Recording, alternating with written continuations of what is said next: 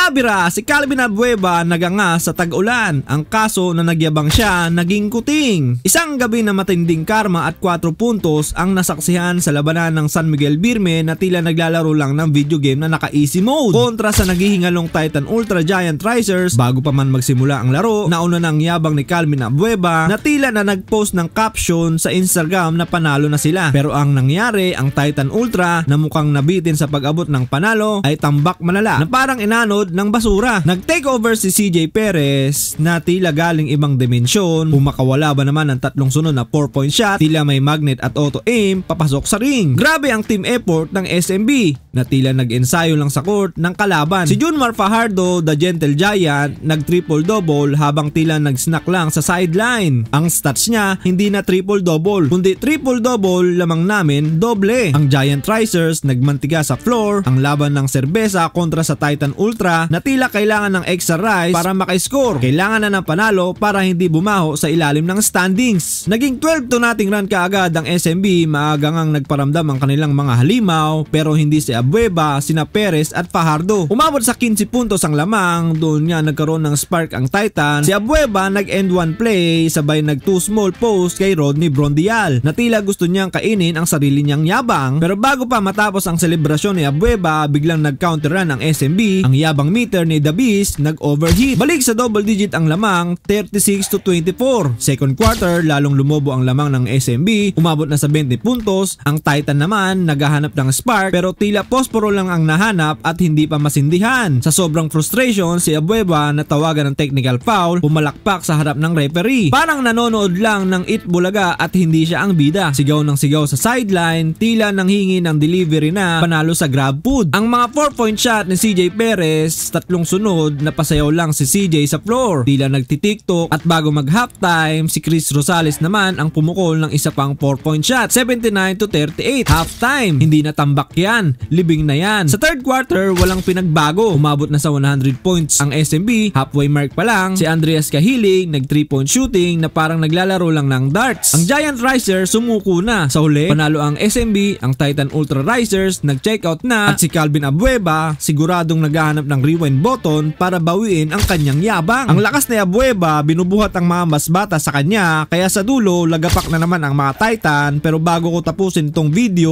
huwag kalimutan mag-follow, mag-subscribe para sa kwentuhang bardagulan. Yeah!